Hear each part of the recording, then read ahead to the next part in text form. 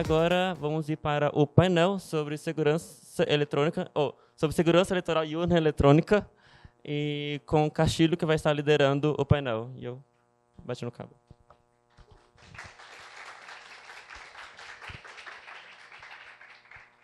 Bom, e aí, gente? Boa noite. Sei que todo mundo já está cansado, todo mundo fez o seu workshop, as pessoas, cada uma foi participando ali. Eu sei que todo mundo já está com a cabeça um pouquinho cansada, mas não descansem agora, que a gente tem um tema polêmico para falar sobre aqui, que vai ser justamente nosso painel sobre urna eletrônica, e a gente trouxe 3 pessoas super qualificadas para falarem sobre isso aqui.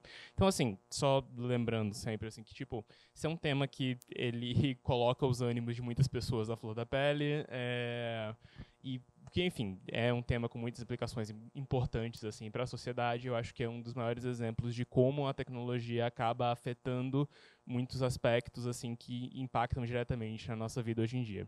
Então, eu queria chamar o pessoal que vai participar do painel hoje. Então, eu queria chamar primeiro o Lucas. Palmas para o Lucas, pessoal. Bom, o Lucas ele é ativista no Instituto Aaron Swartz, que eles são ativistas pela liberdade de acesso à informação. Estou certo, Lucas? Estou explicando certinho? Perfeito. E o Lucas fez alguns relatórios sobre aquelas acusações, né, de manipulação das urnas que a gente teve na eleição de 2022. A gente também vai trazer o Marcos Simplício. Marcos, por favor. O Marcos ele é professor e pesquisador aqui na USP. Ele trabalha principalmente na área de cibersegurança. E a gente vai trazer também o Eduardo Cominetti. O Eduardo acabou de fazer o doutorado dele em matemática aqui na USP, então ele fez especificamente o doutorado sobre o processo de segurança ponta a ponta da votação.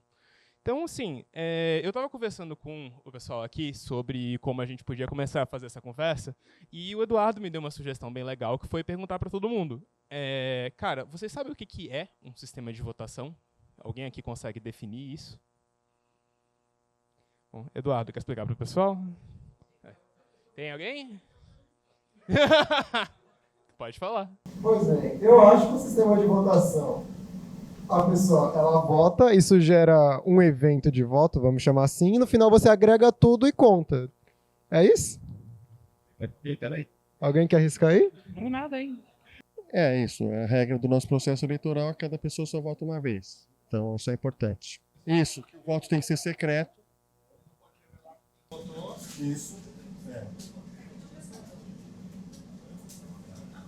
Tá bom? Corretor, né? É uma calculadora, então, com sigilo. E você só pode uma vez por pessoa.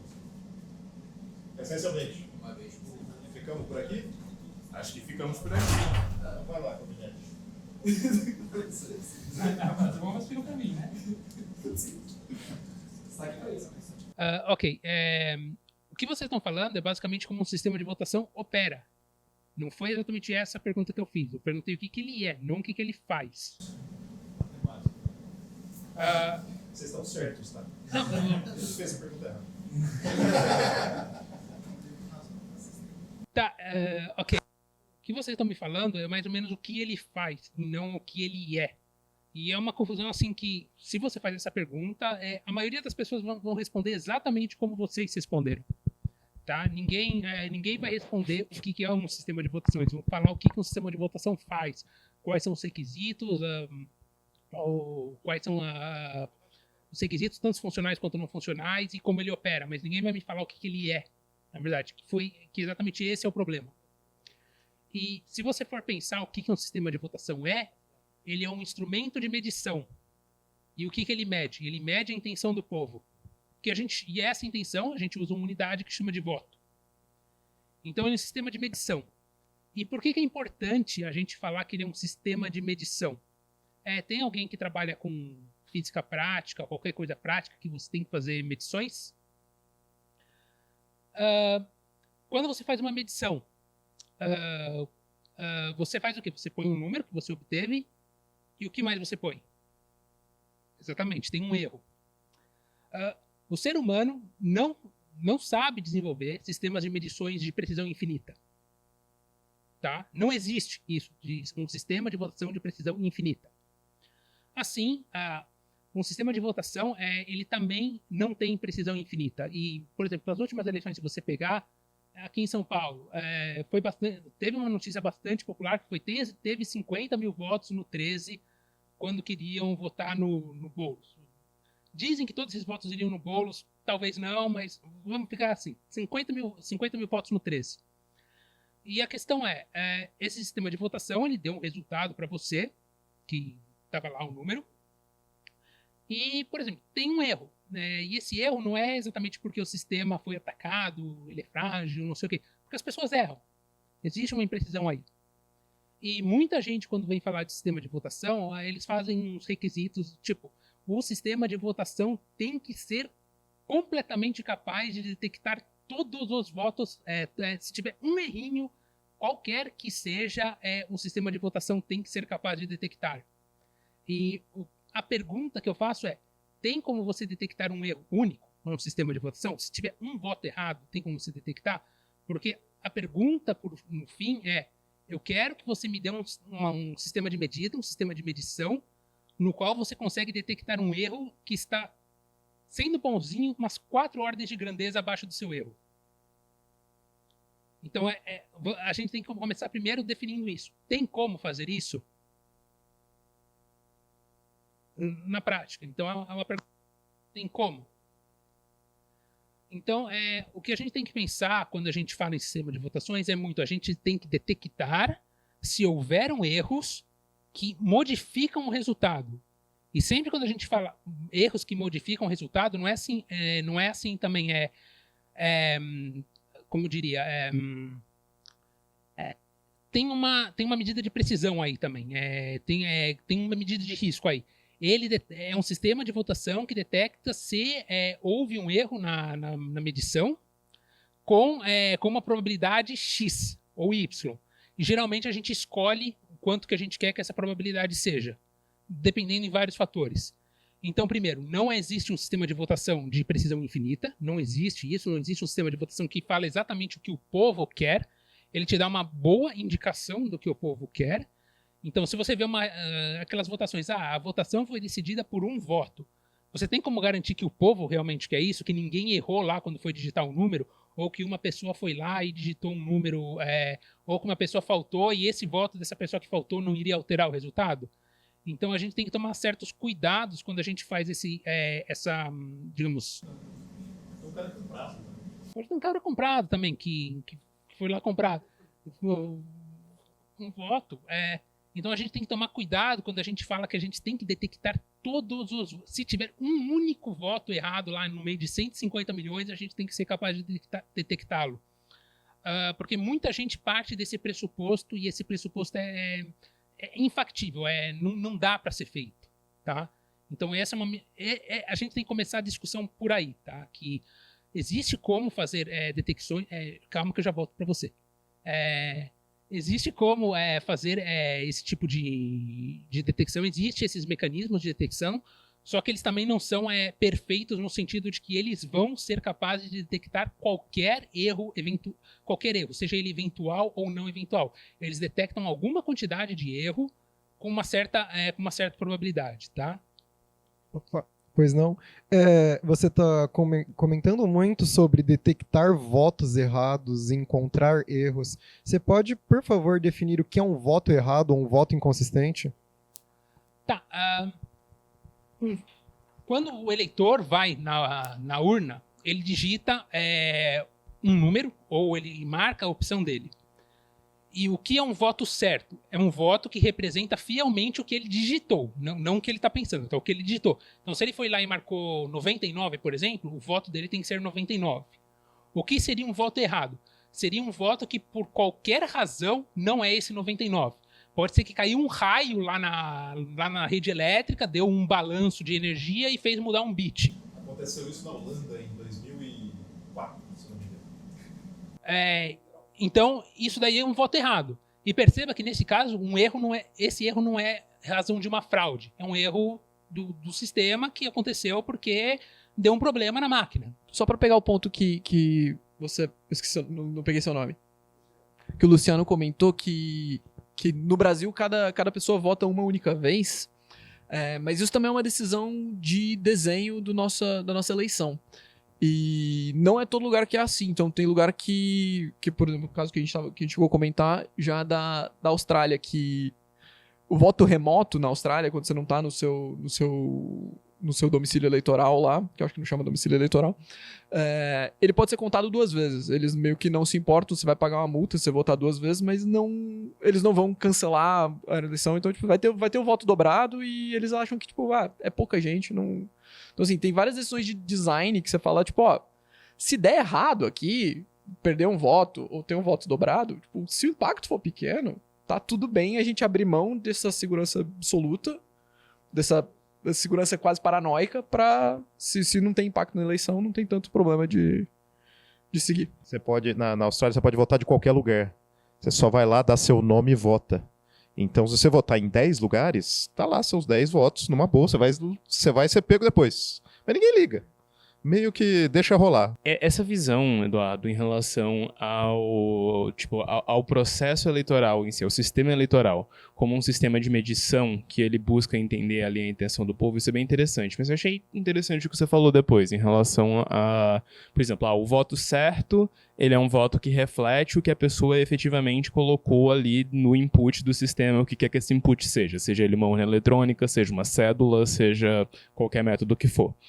Mas aí isso introduz uma questão interessante, né? Que é, tipo, não necessariamente o que a pessoa colocou ali no input do sistema é necessariamente o que mais fielmente reflete a vontade da pessoa. Se a gente pensar em um cenário, por exemplo, como de um voto comprado, por exemplo, que a pessoa recebeu algum estímulo externo ali para que ela votasse de uma forma específica.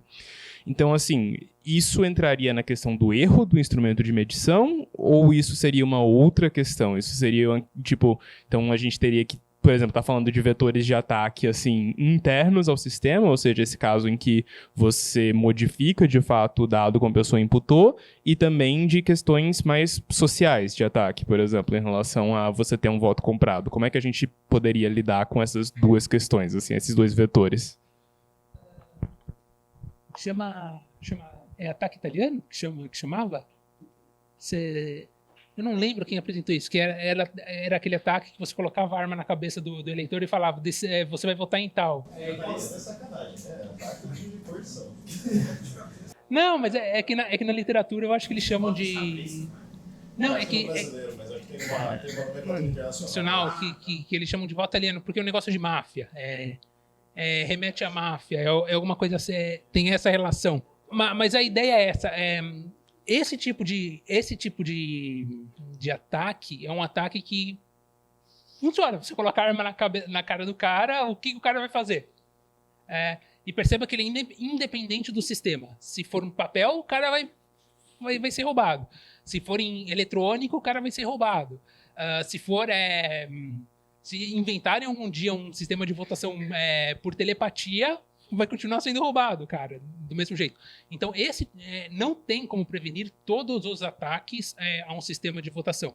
O que a gente pode fazer é prevenir e detectar ataques em cima da tecnologia que você está operando, né? Que você está fazendo seu sistema de votação. E no caso da brasileira, a gente está falando de tecnologia eletrônica, tá? Não, é só que a solução que foi inventada é as zonas eleitorais tem alguém... As zonas eleitorais têm alguém que vai proteger o usuário para não ter alguém com a arma na cabeça dele. Mas não sei se vocês já ouviram falar dessas histórias. Tem urnas que são impugnadas porque descobrem que ela não estava na zona eleitoral, ela estava no meio de uma fazenda do cara que estava obrigando as pessoas a votar por cabresto. Se isso é descoberto, a urna é impugnada na sequência. Então, e sim acontece. Não tem ampla divulgação, mas parece que acontece. Não muito, espero. Mas há casos nesse sentido, gente. Você caçar urnas que foram impugnadas, pode ser esse um dos motivos. Teve coerção no local. Então, assim, acho que isso já introduz um ponto interessante, né? Que é que, tipo, do momento em que a gente fala essa questão do voto, do sistema de votação como um instrumento de medição, e você, tipo, meio que tentando prevenir a violação do sistema de voto, no final, isso é uma forma de você prevenir ali o ataque interno, mas não é suficiente por si só para você garantir a questão da segurança eleitoral. Estou interpretando corretamente isso? Você tem 2 tipos de ataques, né? Que é o ataque de agentes internos e o ataque de agentes externos, né? A urna eletrônica brasileira, em específico, ela é razoavelmente bem protegida contra ataques de agentes externos, tá? Que não são participantes do sistema. Então, por exemplo, se você tiver um hacker lá que quer invadir a sua urna... De Araraquara. Pode ser o hacker de Araraquara que fala que... o que ele falou? Nem lembro mais o que ele falou. É um idiota. Então, contra-ataques de agentes externos ao sistema, que não fazem parte da programação, da confecção do sistema, a nossa urna é razoavelmente boa, tá, nisso. Você tem uma criptografia ok ali, que previne que você mexa dados. Uma vez que você tem o boletim de urna que sai, não tem como alterar aquele dado, né? Porque ele está assinado digitalmente. Então, para agentes externos, existe uma certa garantia de que a defesa é boa. Para agentes internos, hoje as nossas seguranças são todas na base da confiança. Não todas, mas uma parte boa na questão de confiança, tá? Porque o que o TSE fala? A Polícia Federal analisou as urnas e não achou nada errado. Ou o Ministério Público Federal analisou as urnas e não achou nada. Ou sei lá quem fez uma análise, teve o TPS e ninguém achou nada. E basicamente é sempre você confiando em alguém que disse que não tem nada. Então é na base da confiança. Não existe... Não existe uma...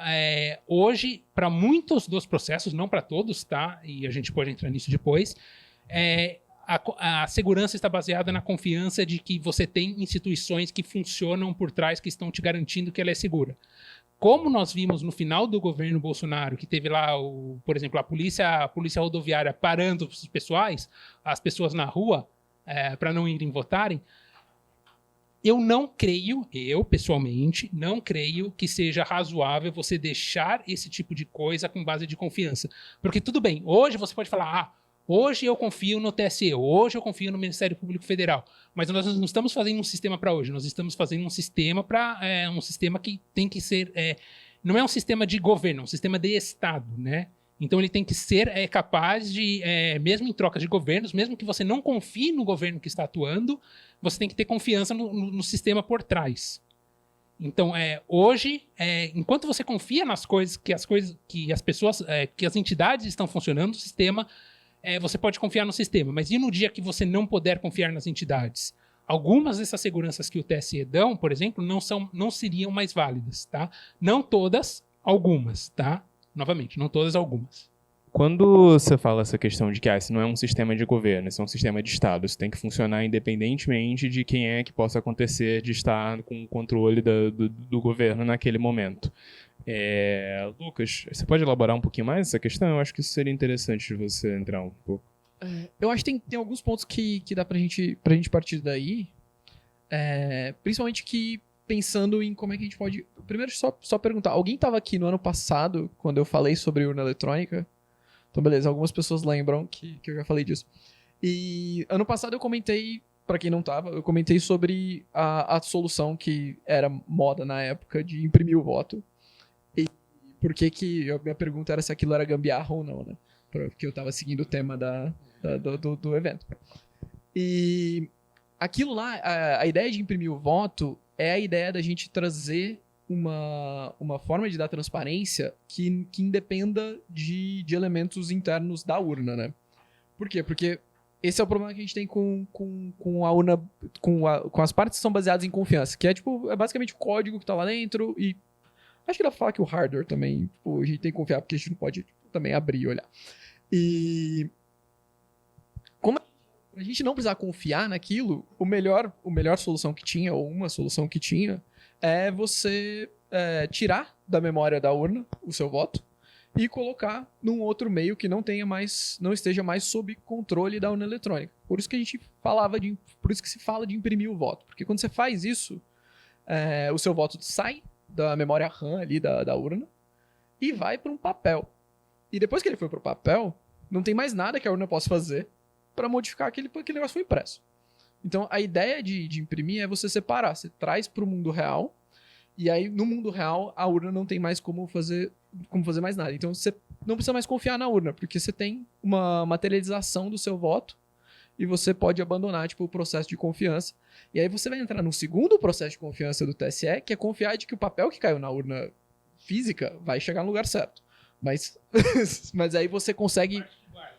mas aí você consegue conferir melhor, porque é muito mais fácil você ter uma pessoa de um partido para acompanhar uma caixa cheia de papel do que acompanhar uma transferência de bits ou tentar auditar uma urna, porque eu ouvi dizer que é muito difícil auditar a urna brasileira, Marcos.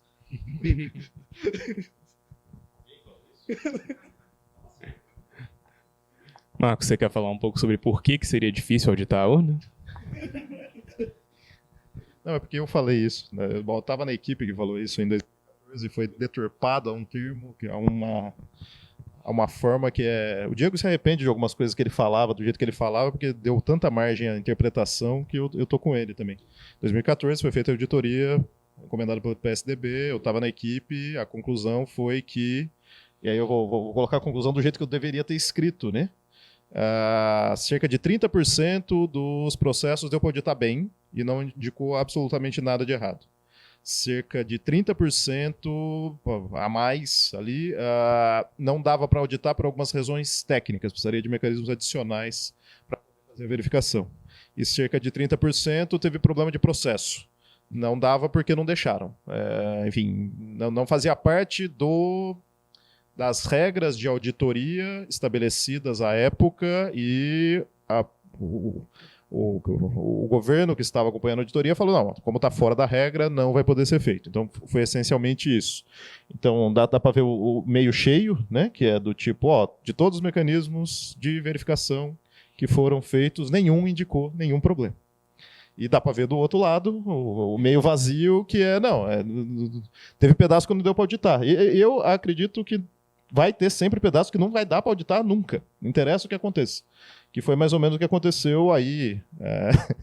A mesma frase foi usada em 2022 pelo Exército, pela avaliação do Exército, que tem... A frase exata foi: a gente não conseguiu fazer isso e aquilo. Não sei se vocês viram o relatório das Forças Armadas, muito bom, inclusive. Recomendo ler, porque os pontos que eles levantaram, todos corretos, interessantes de ver. E a conclusão foi, considerando tudo isso, não é possível afirmar com 100% de garantia que não teve nem haverá fraudes. A frase deles foi igualmente infeliz nesse sentido, porque mesmo se fizessem absolutamente tudo que tinha ali, tudo que eles quisessem verificar, não dá para garantir com 100% de certeza que não haveria fraude, porque isso é uma... O que eu falei no começo, sempre existe uma probabilidade de isso. O que eu estou entendendo aqui... Não existe sistema 100% seguro, portanto, não existe... 100% das vezes não dá para garantir com 100% de confiança de que não há fraude. O que eu tô entendendo aqui é que no final, assim, o que dá pra gente fazer em termos de esforços até de segurança eleitoral é muito nesse sentido, né? De ir apertando cada vez mais o espaço onde pode acontecer uma fraude, mas não existe uma garantia de 100% de que não vai haver nenhuma fraude no sistema. Até por causa de questões como que a gente falou, que você tem dois lugares, né? Em tese, no sistema atual, onde você poderia ter ali alguma fraude entrando, que seria no ponto onde a gente precisa estar confiando nos mecanismos do governo, que vão estar processando ali os votos, que vão estar fazendo essa totalização, e o ponto até antes da pessoa chegar no local de votação, que é, cara, essa pessoa foi comprada, essa pessoa está realmente votando de acordo com as intenções puras dela, vamos colocar dessa forma, que eu acho que até pode entrar numa discussão filosófica que não vem ao caso aqui, que é a intenção de fato de alguém. Sim, e para ser bem honesto, o sistema sempre evolui. Ele é muito bom contra algumas coisas, como o Eduardo falou, da parte de atacante externo, o hacker de Sorocaba, Piracicaba, Araraquara. No interior de São Paulo, eu não lembro mais. Eu não lembro mais, cara. Para vários mecanismos, a urna é muito boa. Para outros, ela deixa a desejar. em particular em transparência. Acho que o maior ponto de melhoria do sistema eleitoral não é nem conseguir proteger, é proteger e mostrar que está protegido. E evitar, tipo, teorias da conspiração que não fazem sentido. Eu adoro uma boa teoria da conspiração. Quando ela faz sentido, eu pulo em cima dela e tento achar problemas, né? Faz parte.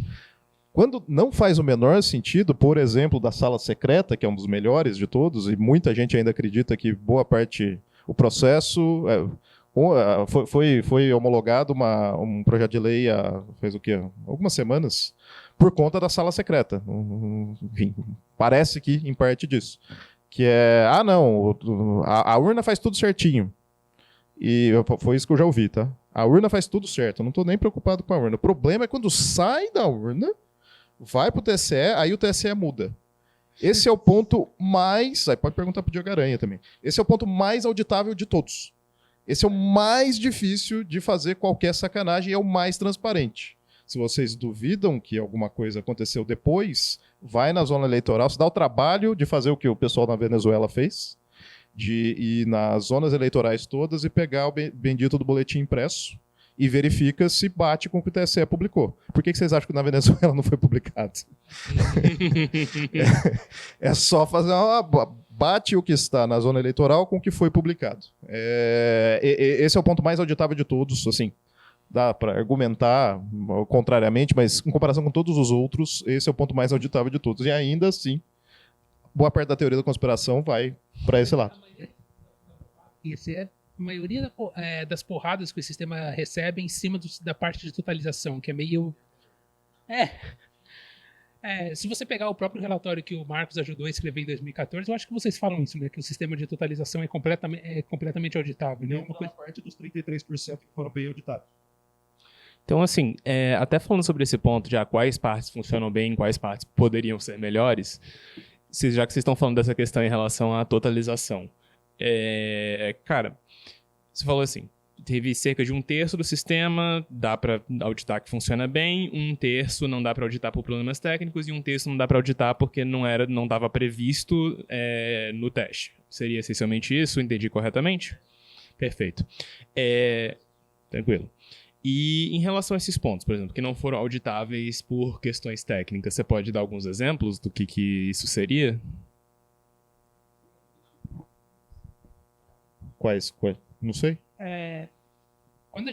Quando a gente pensa num sistema de votação, a gente tem que ver que tem 3 partes, digamos assim, do processo, né? Que é o processo de representação da intenção do eleitor, que é quando ele digita, a urna ser capaz de capturar isso corretamente, a parte de guarda desse registro correto e depois a parte de totalização. Né? Então tem essas 3 separações. Né? A parte de totalização. Então você tem a parte de registro, a parte de guarda e a parte de totalização. A parte de totalização, como o Marcos já comentou, é relativamente boa, dá para fazer. Os nossos problemas técnicos se encontram muito na parte de registro e na parte de guarda, certo? Que é basicamente a parte de que você não tem como garantir para o eleitor que o que ele digitou, a urna representou corretamente. Por exemplo, se eu digito 99, a urna fala, você digitou 99. Como você sabe que ela realmente capturou isso e pôs isso? E a parte de guarda, né? Que tudo bem, vamos supor que eu garanta que a urna... Só uma coisa, hoje é a confiança de que o código está correto. E os testes de votação paralela, teste de integridade, que dão confiança, não dá para verificar voto a voto, por exemplo.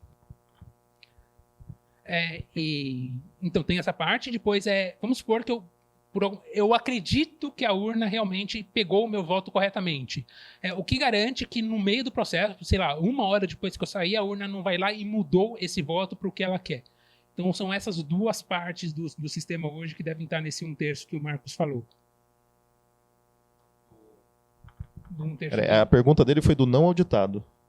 Então, do que não dava? Por não ter mecanismo? Um mecanismo de verificação na hora do registro. Então, por exemplo, se tivesse um voto impresso, daria para tentar verificar. O que não é panaceia, tá?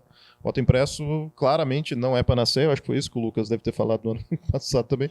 Que o problema é depois alguém vai lá e destrói os votos ou modifica, dependendo de como ele for construído, você tira, você pode tentar colocar votos no lugar e afins, mas enfim, não existia a parte não auditável. Bom, como é que eu sei se o registro foi correto? Isso foi das questões técnicas em si. Outra coisa seria o tamanho total do código-fonte. Só para deixar bem claro, o código-fonte do TSE, aí talvez até corrigir algumas das falas de muita gente, minha inclusive, o código-fonte total da urna são alguns milhões de linhas, só que isso inclui um kernel Linux. Portanto, é lógico que tem milhões de linhas, né? Mas como é que assim que o TSE faz tanta coisa assim? Por que 1.000.000 para fazer uma soma?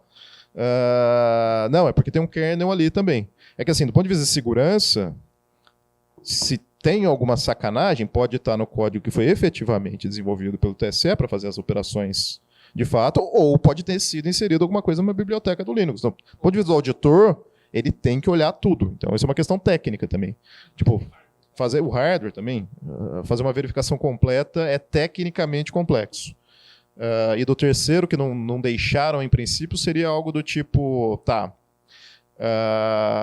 esse está sendo resolvido, na verdade, ainda não está 100%. Tem uma urna. E eu sei qual que é o código que foi executado nela, né? Tem a cerimônia de lacração, que tem lá o binário, que após ser auditado, verificado, ele é lacrado num cofre. E então, se você verifica o código-fonte, ele vai bater com aquele binário que foi lacrado. Só que eu quero saber se aquele binário que foi lacrado é o binário que está na urna, certo? Porque, na prática, é isso que eu preciso. Uma ideia para fazer isso, que foi proposta à época, seria fazer a extração na mídia, vai na mídia interna, de fato, extrai o conteúdo e verifica se bate com o que está lacrado. Tinha umas questões técnicas chatas para fazer isso também, né? Porque, como tem vários modelos de urna, por mais que você tenha a carga... O código é o mesmo, tá? Para todas as urnas, ao contrário do que o argentino falou. Mas cada modelo de urna, ela vai usar as bibliotecas daquele modelo, né? Porque o hardware muda. Então, qualquer pessoa que já trabalha com driver sabe que você não enfia qualquer driver ali. Você precisa do driver do hardware que está sendo utilizado. Como tinha vários modelos, seria um problema, teria que fazer um mapeamento do driver e tal. E em princípio, daria para fazer. Daria um trabalho dos infernos, mas aí, por processo, não deixaram fazer a extração urna a urna. Tinha algumas dificuldades na urna à época, porque a mídia interna ela era soldada, a do 2020 para frente, aí é uma mídia, é um SSD externo, é removível. Então, hoje está mais fácil de fazer isso tecnicamente, né? Na época teria dificuldades técnicas e não foi permitido também ser feito. E só por curiosidade, em relação à cerimônia de lacração, qual é a extensão dessa auditoria que é feita? A que nível de acesso se tem, assim, ao que está sendo ali gravado? Na lacração, as pessoas presentes podem, inclusive um tempo antes, inclusive o Exército fez isso logo antes, se vocês olharem o relatório deles, tem uma descrição interessante, eles têm acesso completo ao que vai ser compilado. Então, tentar achar logo antes qual seria um eventual problema poderia ser feito ali. Tem uma questão de tempo, que assim, que seja, me dá 2 semanas. Tá, 2 semanas não necessariamente é o suficiente. E aí, na lacração, tipo, durante o processo de lacração, que tem alguns pontos potenciais de melhoria ali também, o que acontece na sequência é o código é compilado. E qual foi uma reclamação do Exército, a meu ver, do jeito que foi feito, seria um potencial problema mesmo. O código que foi verificado por eles não foi exatamente o que foi para a máquina para ser compilado. Depois baixaram no Git interno. Isso é importante, o interno, porque aí começaram a falar que alguém da internet, é do GitHub. Umas coisas malucas que o pessoal inventa. Um Git interno foi baixado para a máquina e foi compilado. E aí uma dúvida que o Exército colocou, não, mas peraí, quem me garante que esse código que você baixou aí é o mesmo que eu auditei? É uma dúvida legítima, né? Então precisa de mecanismos para mostrar O ideal é ser previsto isso no processo. Não, eu vou baixar aqui do Git, sei lá, pode ser, baixar do Git, não tem problema. Eu não pegaria da máquina do exército, porque, e quem me garante que o exército não modificou enquanto estava na máquina dele? É bom, sim, baixar do Git, que é o lugar que você, TSE, que é responsável pelo processo, tem confiança, mas ao mesmo tempo mostrar, tá vendo? Compila aí, compila aqui. Vai dar o mesmo binário, ou seja, o mesmo código. Então, esse processo de compilação determinística, ou também chamado de compilação reprodutível, isso existe na literatura, é bom para os processos da urna, não é 100% hoje que é reprodutível na urna. O kernel, sim. Aliás, os aplicativos, sim, está faltando um pedacinho só para ficar 100% reprodutível. A gente tem trabalhado com o TSE para fazer esses mapeamentos e achar onde as coisas funcionam e onde não. Faz parte da parceria USP-TSE, isso. Era exatamente até isso que eu ia perguntar, porque, por exemplo, tem essa questão também de que você não tem garantia de que aquilo que está sendo gravado ali na urna é exatamente o mesmo commit que você auditou ali, e o outro ponto é, né, tipo, o compilador que as pessoas vão usar ali, ele também é auditado, porque também tem a questão de você tem que confiar no compilador que está sendo usado, porque poderia ser um compilador modificado que também vai injetar alguma coisa ali no binário final, então isso também é verificável? O ideal, então, o processo tem potenciais melhorias. O ideal seria, até se pudesse ser na máquina dos auditores e na máquina oficial e compara os binários, tá perfeito, porque, bom, vamos lá, cada um baixou o seu próprio GCC aí. Baixa cada um de um lugar que quiser, atrás de casa, num pendrive, compila e vê se bate. Esse é o processo ideal. Isso é feito em sistemas pensa em nível NSA, Exército Americano, esse tipo de coisa. Acontece isso. O pessoal compila com alguns compiladores e vê se bate o código para ter alguma confiança que mesmo o compilador não conseguiu fazer sacanagem. Então, idealmente, sim. Não é previsto no processo a compilação com mais de um compilador para ter essa confiança. Então, é o tipo de coisa que poderia ter mais transparência, poderia ter melhorias. Sim. Faz todo sentido. Então, só resumindo assim um pouquinho o que a gente falou até agora, né?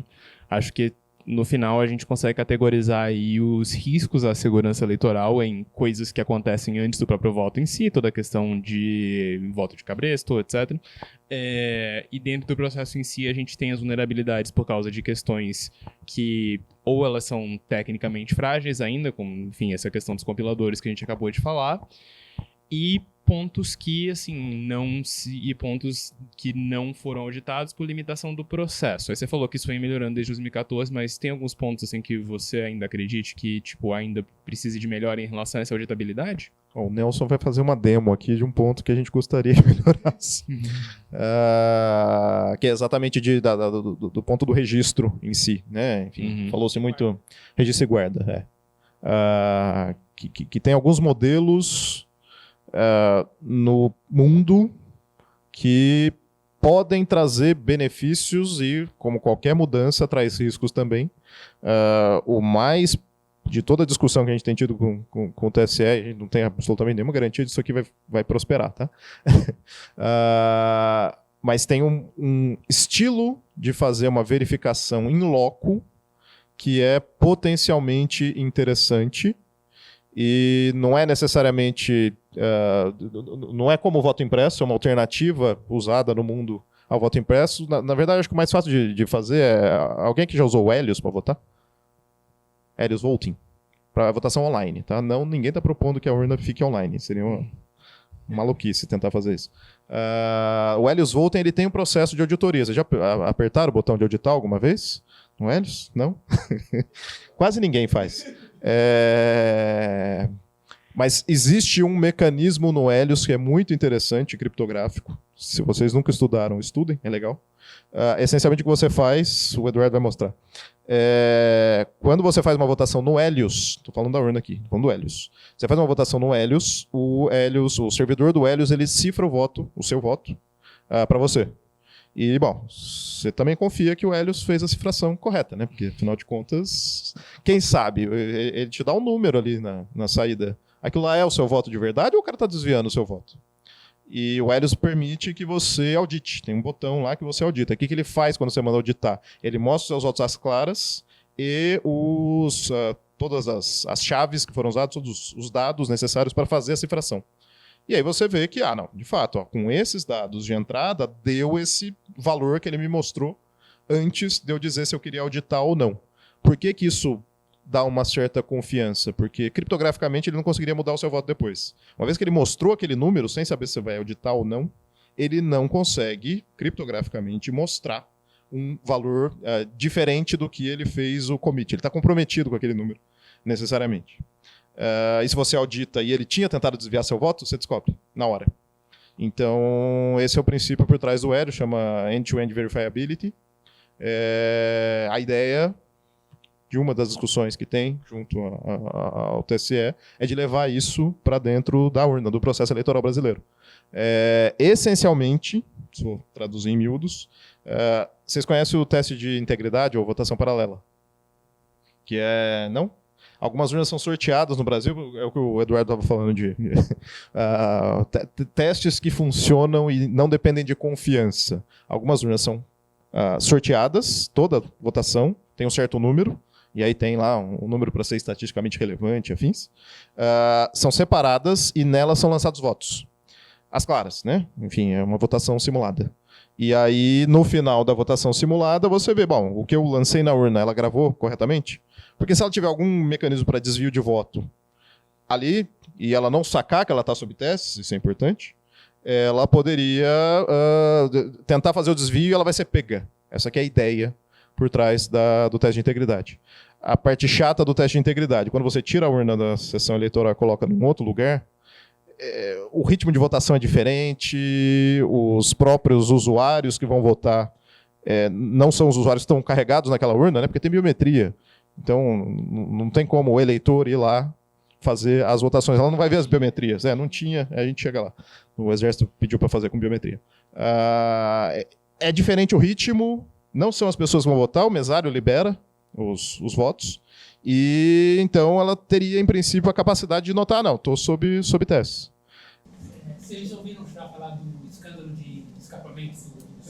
Dieselgate. Da Volkswagen. Dieselgate. Que basicamente os carros da Volkswagen eles tinham um mecanismo que eles detectavam quando eles estavam sob testes, e quando eles estavam sob testes eles emitiam menos gases tóxicos. E daí quando o carro saía de condição de teste, ele começava a poluir como louco. É basicamente isso, deu um escândalo enorme. A Volkswagen, eu acho que pagou uma multa de 2 a 5 bilhões de dólares, alguma coisa assim, ou de euros. Um monte de gente foi demitida, de alto escalão e tal, mas é essa ideia que... É esse o problema, esse o tipo de problema que o teste de integridade... É esse o risco que o teste de integridade traz, tá? É como você faz um teste de integridade que a urna não consegue detectar que está sob testes. É esse o ponto. E aí o melhor jeito de você fazer um teste sem a urna saber que é um teste é fazer durante a eleição, direto. Que é o que a gente propõe aqui, que você, no meio da eleição, depois que você digitou seus votos, você fala, agora eu quero testar a urna. Eu não quero que esse voto que eu digitei seja contado, eu quero que esse voto seja usado para testar se a urna tá... Não vou nem falar se a urna tá fraudada, porque, tipo, eu, particularmente, acho que o maior perigo é, tipo, se o software da urna tá funcionando corretamente, acho que é o mais importante da gente testar, né? Porque se é fraude ou se é porque o programador é um programador ruim como eu e cometeu um erro, de qualquer jeito me preocupa. Então, testar é importante para os dois processos. Mas aí eu acho que vale a gente fazer a demo. Com certeza. Agora. Nelson, vem ajudar nós. Deixa eu só dar um contexto, que eu não sei se todo mundo sabe. A USP tem uma parceria com o TSE desde 2020. 20? 19 ou 20, não lembro mais, faz tempo. Buscando duas coisas. Testes exaustivos da urna como um atacante externo.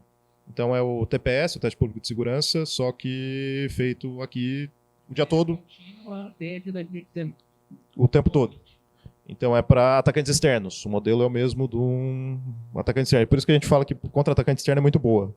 Que a gente tem dificuldade absurda para achar alguma coisinha de melhoria. Teve melhorias ao longo desses anos. Mas, assim, daria para o Marco fazer uma desvio de votos de um eleitor para o outro, nem a pau. Nem se usasse tudo que a gente já chegou a descobrir de melhoria, não dava nem a pau. O atacante externo é muito bom. E a segunda, enfim, isso é a primeira parte. E o segundo convênio é esse, que é voltado, chama Eleições do Futuro. A ideia é, caça pontos de processo, seja lá o que for, onde dá para melhorar o sistema, não é nem, vou achar vulnerabilidade. Não, dá para melhorar o sistema como um todo, seja lá o que for, e em havendo, traga e a gente pode eventualmente testar. Então temos coisas como isso aqui, que é para mais transparência, tem questão de mobilidade, que eu falei você que falou da Austrália, né? A gente gostaria de ver também, a gente não tem que votar numa zona eleitoral específica, porque dá trabalho. Em particular, quando o TSE resolve fechar uma escola e te jogar para outra, longe, do nada, sim, você descobre 3 dias antes da eleição, foi o meu caso. Eu fui na escola errada. Não, é pessoal. Então, poder fazer isso sem ferir um eleitor um voto, óbvio, né? Senão é melhor cada um votar só na sua mesmo. E também coisa para a melhoria para tetraplégico, pessoas com severas restrições de mobilidade. Então, tem algumas linhas dentro, algumas delas são para transparência, outras mais usabilidade e afins. E esse aqui é para transparência. Bom, pessoal, então a gente está aqui com o Nelson, ele vai demonstrar para a gente um dos projetos que eles estão fazendo aqui na USP, justamente para melhorar esse ponto em relação à transparência do voto. Então, como a gente tinha falado, a totalização realmente ela é a parte do sistema de votação que ela é mais auditável até o momento. Mas tem todo esse ponto de você registrar em quem uma pessoa está votando e você guardar, que hoje em dia não tem como você verificar, né, de fato, que isso não está sendo distorcido de alguma forma. Então, Nelson, você quer explicar um pouquinho o objetivo aqui? Cara, é a tese do Cominet, deixa ele explicar. Para deixar bem claro, isso aqui não é o código da urna. Isso aqui é um simulador, pura e simplesmente, que faz coisas que simulam, são parecidas com o que a urna faz hoje e a verificabilidade fim a fim, que é o teste do Ellison.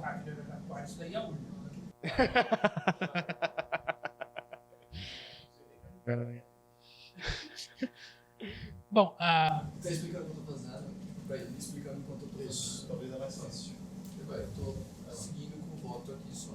bom, o que o Lucas está fazendo por enquanto ele está, como vocês podem ver, digitando os votos que ele quer, que são a intenção dele, e está clicando em, assim como é hoje, e está clicando em confirma. E até esse momento, como vocês podem ver, é exatamente igual o processo que é hoje. Então, até aqui que muda. Depois que você faz todas as escolhas do voto, de votos que você quer, ele vem para essa, digamos, tela resumo, onde você pode ver... Opa! Gente, senão eu não vejo o que eu estou explicando também, né? Então, onde você vê os votos que você deu, só que a parte interessante é aquela parte ali na direita, onde tem aquele código de rastreamento. E se vocês estão vendo embaixo, tem um QR Code que está mudando, e ele está mudando só porque não é um único QR Code, são 3? Quantos? Eu acho que são 3 QR Codes, é só por isso que ele está mudando, porque você tem que mostrar os 3 QR Codes diferentes, mas é como se fosse 3 QR Codes em sequência, tá? É por causa da densidade, tá? É só por isso. E o que são esses QR Codes? Nesse modelo aqui, esse QR Code aqui é os seus votos individualmente cifrados um a um. Tá? Então, o que esse QR Code tem voto de deputado federal cifrado, anexado, concatenado com voto de deputado estadual, cifrado também, concatenado com voto de senador cifrado e assim por diante. E a urna te dá esse QR Code antes de ela saber, como vocês podem ver aqui, se você vai corrigir ou se você vai confirmar o voto. Então, nesse momento, a urna acabou de se comprometer com todas as suas escolhas. E, além de se comprometer na tela, ela se comprometeu aqui também. Ela imprimiu já pra mim aqui o... Mostra pra pessoa. Não, tá vendo? O QR Code com a mesma... Vocês pegaram o código de rastreamento ali em cima, eu consigo conferir. 7797AB. Eu não vou olhar inteiro, mas 7797AB lá em cima. Então, essa aqui como vocês podem ver, esse comprovante de votação, comprovante dos seus votos, o compromisso dos votos que a urna faz, já está na sua mão físico. Então, a partir desse momento, ela não tem como alterar o que ela pôs aqui. Mas ela não sabe se você vai depositar esse voto ou se você vai falar para ela, ó, eu quero saber o que tem aqui. Alá, Helios. Alá, Helios. Entendo, Helios. Aí eu corrijo. A gente fez Eu vou desafiar, vai. Desafia porque, bom, vamos lá. Como ela não sabe, ela está comprometida com o seu voto. Perceba que isso aqui não revela o seu voto, o voto está cifrado com um número aleatório. Não dá para ninguém pegar isso aqui e descobrir qual que é o voto. Mas, se quiser auditar, audita aí. A gente fez um código secreto só para os usuários não Konami Code na urna. É só durante a... Isso aqui não... vamos lá, eu perguntei para vocês quantas pessoas já auditaram no Helios. Ninguém audita. Eu não audito também. É um saco auditar. Se você audita, você cancela o voto e tem que fazer de novo. Mas dá para colocar no cenário brasileiro, por exemplo, colocar um auditor que seja alguém da Justiça Eleitoral que vai lá em um certo momento, pega uma pessoa na fila e fala, ó, você vai comigo. Aí a gente vai auditar. Quer vir? Vem, chama a imprensa, chama partido, chama quem quiser, porque é só um momento de auditoria. Até aquele momento eu não sabia se ela estava sendo auditada ou não. Aí na sequência, quando o auditor falou, não, me mostra os votos claras correspondentes a eles. Aí é o que acontece. O que acontece? A urna mostra o nonce, que é um número aleatório único, que ela usou para cifrar todos aqueles votos. E o que ela faz? E o que você consegue fazer agora? Você consegue pegar um dispositivo qualquer, seja um celular do auditor, seja o celular do próprio eleitor depois que ele sair da sessão, né? E você escaneando esse nonce, sabendo as escolhas de votos que você fez, você recifra os seus votos. E recifrando seus votos, você vê se bateu com aqueles votos que a urna te forneceu previamente, sem ela saber se você ia depositar ou não os votos. Você não está confiando na urna, você está confiando no seu celular, pelo menos, está fazendo a verificação, mas é público isso aqui, qualquer um pode desenvolver o próprio aplicativo. E isso também, em tese, isso não viola o segredo do voto, porque você mesmo teria que reinserir tudo para que ele tente não Esse voto aqui está cancelado. Esse voto aqui não é mais válido, tá? Você vai ter que voltar na urna, digitar todas as suas escolhas de novo, onde a urna vai gerar novos nonces, né, novos números aleatórios e refazer a cifragem totalmente de novo. Então ela vai te dar, se você for desafiar e for fazer o voto de novo, mesmo que você escolha as mesmas opções de votos, o compromisso que a urna vai te dar é completamente diferente do que você tinha anteriormente, mesmo para os mesmos votos, mesmo que você seja o próximo eleitor que vai votar naquela urna. Por isso que é bom fiscal, na verdade, porque é só, pausa aí, turma, eu vou fazer uma auditoria. Se quiser me acompanhar, pode vir todo mundo da fila, não tem problema nenhum. E depois que despausou, a pessoa que vai fazer o voto, ela vai lá e vota normalmente. Então, essencialmente, vocês viram que o Exército pediu para fazer a votação com biometria? Tanto no anterior quanto agora. Que a ideia era, o problema é a biometria, então vamos botar as urnas do lado, vamos pedir para o eleitor ir lá e votar de... Só quando ele fala o problema, é aquele problema da diferenciação. Lembra? Diferenciar o cenário real do cenário de testes. Um dos elementos de diferenciação é esse. O cenário de teste não tem biometria. Então o que o Exército falou? Então a gente vai colocar biometria. O problema é que isso não resolve todos os problemas, porque você ainda tem outros. Por exemplo, quantas pessoas votam geralmente numa urna normal? A taxa de abstenção estava em cerca de 30% aqui em São Paulo. Numa urna de teste de biometria, a gente pegou esses números da primeira vez que o Exército fez, e a taxa de abstenção era de cerca de 70% a 80%. Então aí está um outro elemento que a urna pode falar, opa, aqui tem 80% de abstenção, é óbvio que isso daqui está sob teste.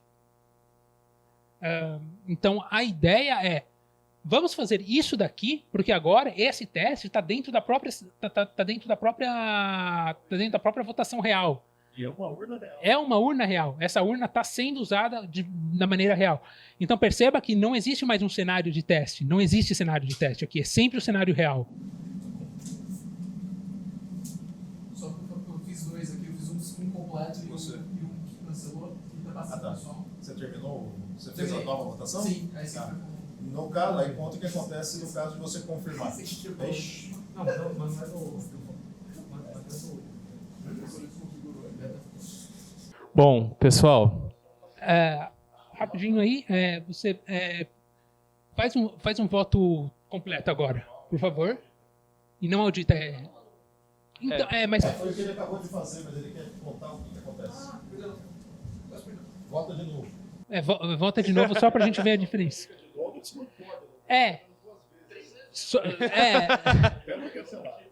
Só para comentar aqui, isso daqui é um processo que chama de verificação fim a fim, tá? É um sistema de votação com verificabilidade fim a fim. Por que fim a fim? Esse é o que a gente gosta de chamar de primeiro fim. A gente vê que o eleitor, aliás, vê que o que ele está digitando está corretamente representado na urna. A urna captura corretamente a intenção dele. E como que ele sabe disso? Porque ele pode refazer esse teste quantas vezes ele quiser, e se a urna sacanear ele em alguma vez, ele vai detectar, enquanto ele estiver fazendo o teste. Então, perceba que também não é 100% de certeza que a urna não vai sacanear.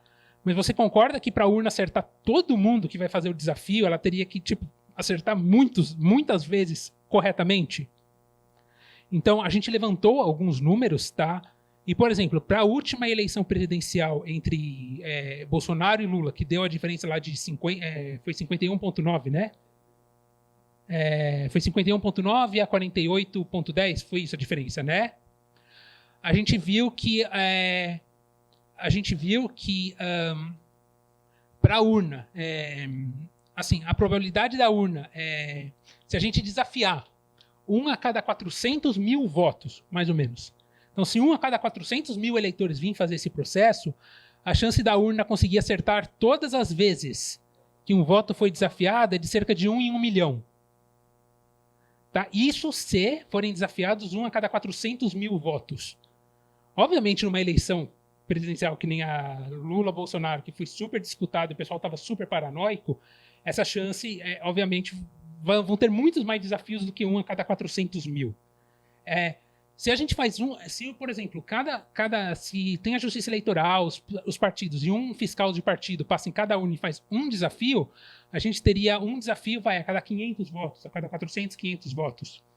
Um desafio a cada 400, 500 votos te dá uma probabilidade de que a urna acerte todos os desafios tão baixa, mas tão baixa que você precisaria de bibliotecas especiais de números para fazer esse cálculo, tá?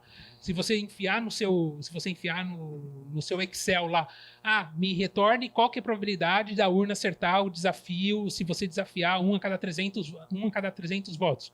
Ele vai retornar para você 0, porque ele não tem precisão para te dar isso. Se você for fazer o teste com bibliotecas especiais, vai te dar alguma coisa entre 10, uma vez a cada... a probabilidade vai ser alguma coisa tipo 10 a menos 300, 10 a menos 400. Não vai acontecer. Assim, se acontecer, parabéns. Você fez uma coisa realmente assim, notável. Para clarificar, por que é end-to-end? E esse cálculo que o Eduardo tá falando é do tipo, a urna desviou seu voto, e aí ela resolveu te mostrar um QR Code com os candidatos que ela desviou.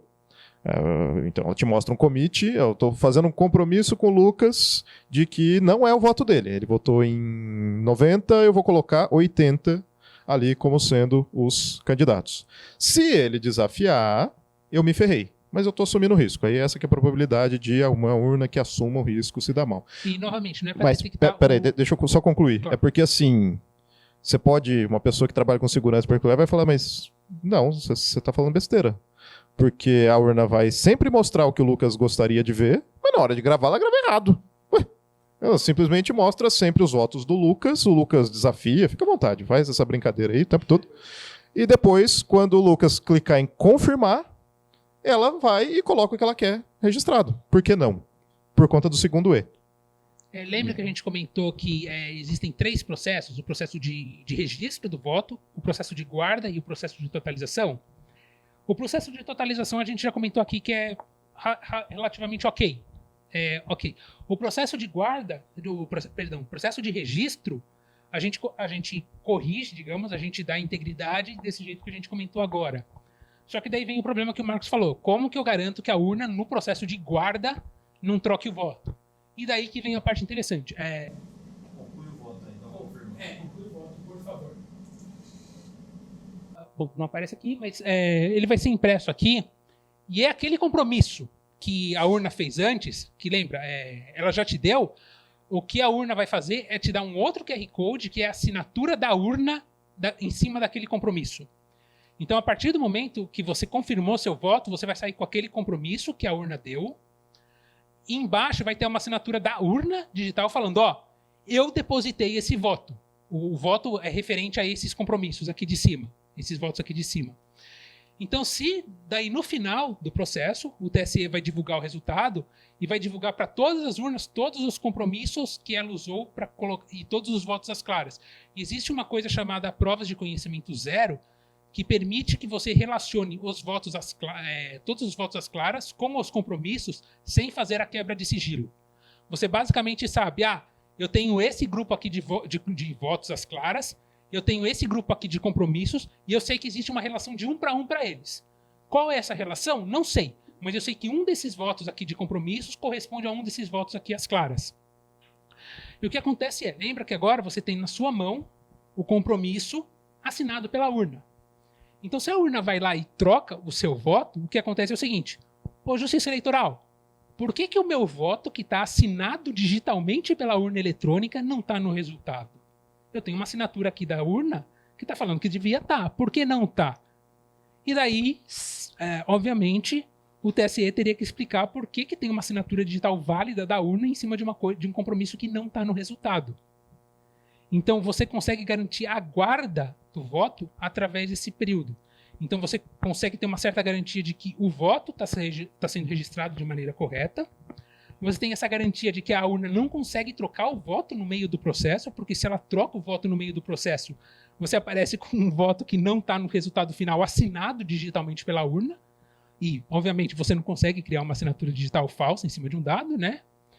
E como você tem o BU, né, que hoje tem todos os votos às claras, bastaria o TSE publicar a prova de conhecimento zero de todos esses votos do BU, né, do RDV, que seja o Registro Digital de Votos, né, que fazem o BU, junto com os compromissos, e com isso um eleitor conseguiria provar que o voto dele está dentro daquele BU.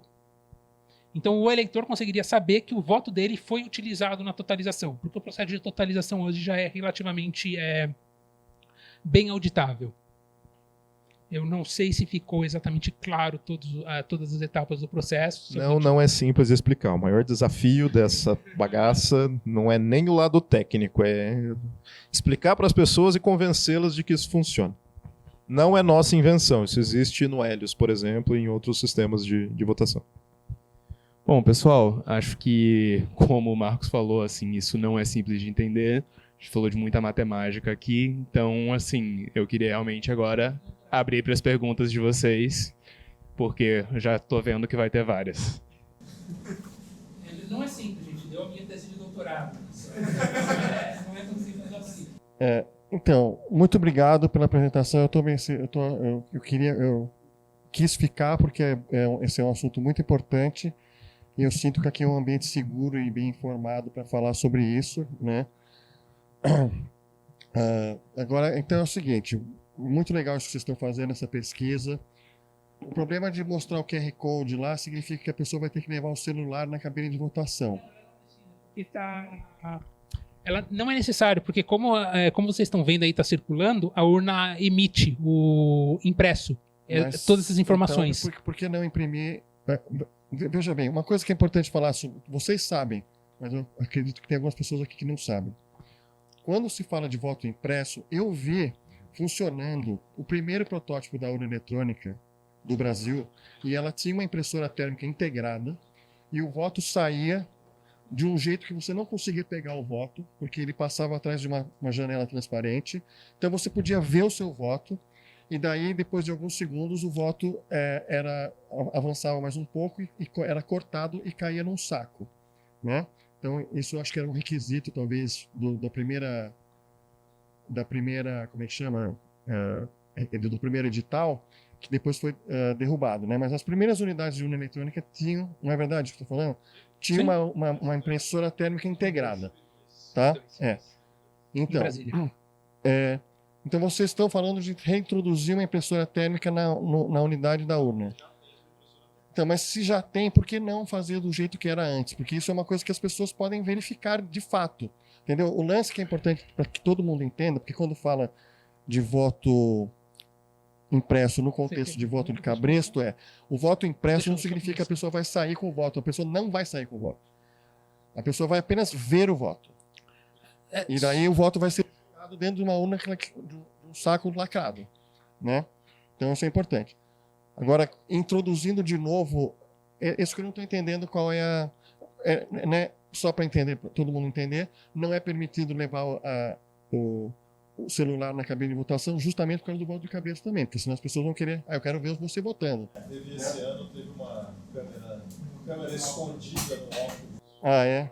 Nossa, então, por favor, muito obrigado e gostaria de que vocês explicassem por que vocês entenderam a minha dúvida, né? Não, tudo bem. É uma ótima... Por que vocês estão introduzindo uma coisa tão mais complicada? Eu só quero ver a porcaria do meu voto impresso.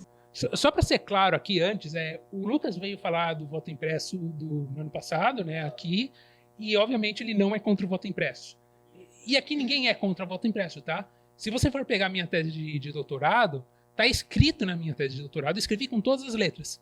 Se não existir nenhuma limitação técnica que impeça o mecanismo, adote o mecanismo. Eu pus na minha tese de doutorado isso. Tá escrito lá, faça o voto impresso, se você puder, faça. Agora existe uma diferenciação, não é uma coisa que eu concordo, tá? É a argumentação do TSE, tá? Não é a minha argumentação. Que se existe uma falha técnica na impressora, se a impressora trava, o fiscal, para ir destravar a impressora, teria que ver seu voto. É a argumentação do TSE, tá? Não é a minha argumentação. Tá bom? Só para deixar bem claro, tá? Não é a minha argumentação. Existem maneiras de passar essa parte, mas vamos para a argumentação do TSE. E nesse caso aqui, não está aparecendo votos claros da pessoa. Então, se trava a urna, se trava não sei o quê, você nunca consegue só com esse papel aqui, ao menos que o voto seja cancelado, você não consegue provar em quem você votou. Esse papel não te dá o voto real das pessoas, tá? Só fazer uma adição. Porque tem... Depois que teve tanta discussão do voto impresso, o voto impresso virou uma panaceia. E virou um problema ele ser uma panaceia, porque ele não é uma panaceia. Deixa eu te explicar alguns cenários de ataque num cenário de voto impresso. E isso aqui até ajuda um pouco, porque perceba que você leva para casa e você verifica. Não é alguém na sala fazendo a verificação. Então, primeiro ataque possível. O que os ministros adoram falar, o pessoal comia voto. Se você está fazendo uma verificação e alguém destrói um voto ali, o que você faz? Precisa definir um processo para isso. Né? No voto impresso em si, no original. Você tem lá o resultado digital e você tem lá o resultado o em papel. Se alguém destruir todos os votos, que seja, é papel térmico, se alguém chega e esquenta, destrui os papéis, você faz o quê? Você usa o digital? É meio estranho você falar que você usa o digital, por que você está imprimindo então? Se você não confia no digital, você vai precisar do impresso. Então você refaz a eleição inteira, refaz só daquela urna. É um problema refazer daquela urna, porque refazer daquela urna, se o cara pega o digital, ele sabe que eu tenho que comprar 30 eleitores que eu ganho essa eleição. Isso gera problemas de processo. Então, a primeira dúvida é, se não bate papel com o digital, o que você faz? É um problema, não estou dizendo que, então é uma porcaria a versão impresso. Não, é uma coisa que você tem que enfrentar, você tem que pensar e tem que ter numa lei o que vai acontecer. E tem um segundo problema, porque tem é o mesmo problema desse cara aqui. A gente falou que o voto no final ele é assinado digitalmente. E aí tem algumas complicações. O ser humano, quando ele vê, pensando só no voto impresso, ele vê o voto que ele fez e você tem duas opções. Colocar uma assinatura digital. Por que é importante uma assinatura digital? Para ninguém conseguir colocar outros papéis lá que não tem nada a ver. Só que a pessoa não consegue verificar uma assinatura digital com o olho. Tem exatamente o mesmo problema aqui.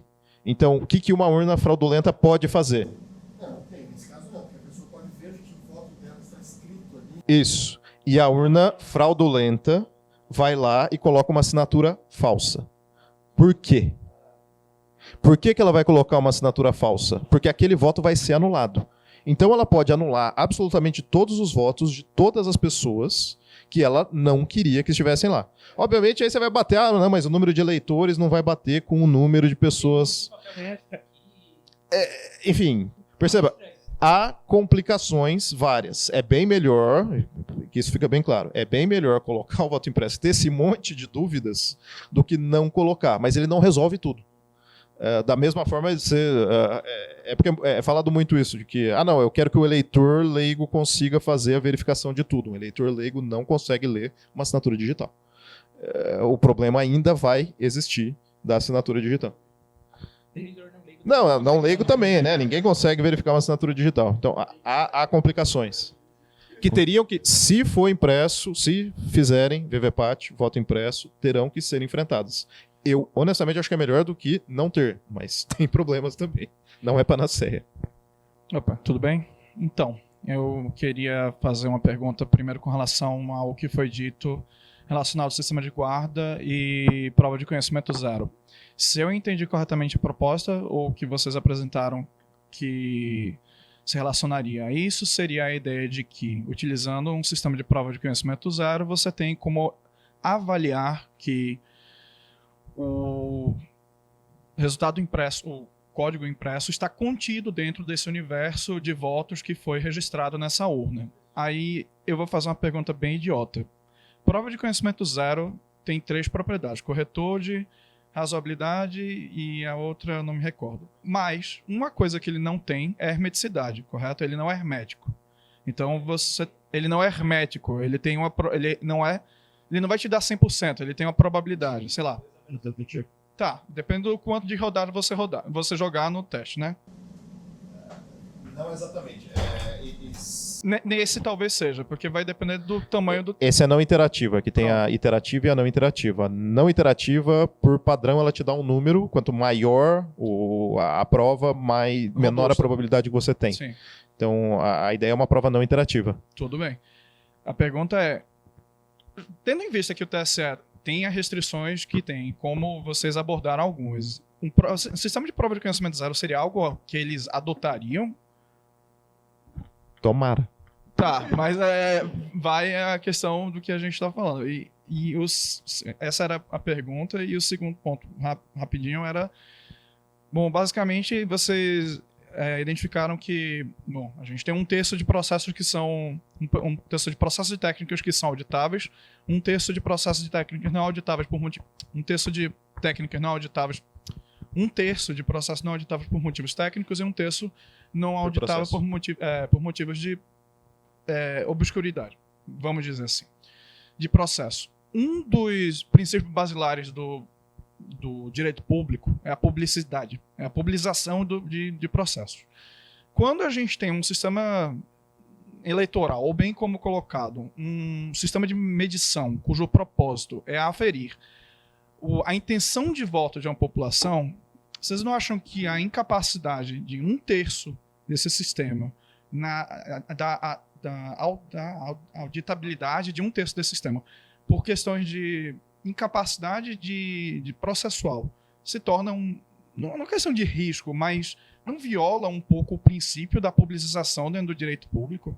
Isso não cria um questionamento de, eu tenho um sistema que deveria ser simples. Cada cidadão brasileiro deveria ser capaz de entender o que ele faz, como ele funciona. E ele se torna essa máquina que exige um processo de auditoria que nem completo pode ser. Isso é uma contradição? O que eu garanto isto é um ponto para potencial melhoria. Isso eu garanto. Não existe processo 100% transparente, mesmo se você quiser votar em papelzinho. Se fosse, não tinha fraude quando votávamos em papel. Na Alemanha funciona muito bem, mas somos brasileiros, aqui não é para amadores. Então, o sistema em papel é sugerido por muitas pessoas como sendo o melhor. Se eu não tivesse no Brasil, eu concordaria. No Brasil, temos problemas outros, e aí parece que eu estou concordando e defendendo o TSE. Eu sempre gostei mais do VVPAT, mas... existem vários problemas no Brasil que não aparecem necessariamente em outros países que disseram que não vamos fazer eletrônico porque não tem todas as garantias que eu gostaria. No Brasil, em papel, também não tem. E esse, na prática, é o problema. Não tem um sistema perfeito. A gente está tentando melhorar o que a gente tem hoje. É a melhor forma de fazer? Não sei. sistemas de votação são culturais também, tá? Então, não adianta vir com a ideia de que tal sistema funciona bem em país X, então ele vai funcionar bem aqui.